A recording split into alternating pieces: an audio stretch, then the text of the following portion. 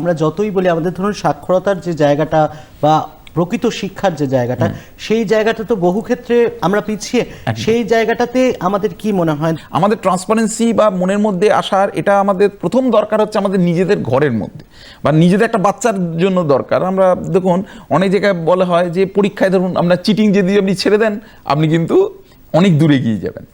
যে বাচ্চা ধরুন পরীক্ষা চিটিং করছে, সে কিন্তু ক্ষতি কার করছে?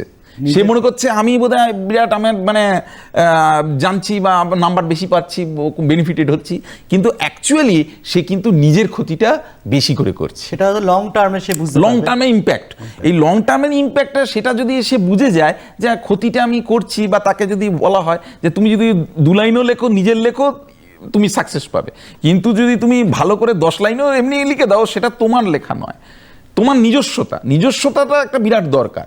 তেমনি সে সর্বক্ষেত্রে সেই নিজস্বতাটা যতটা থাকবে, ততটা কিন্তু সোসাইটি এবং যদি বলেন যে গভর্নমেন্ট তো সমস্ত দায়িত্ব, সোসাইটি সিটিজেনদের দায়িত্বটা সেটা সঙ্গে সেই ঐক্যবদ্ধভাবে প্রচেষ্টার মাধ্যমে আসবে।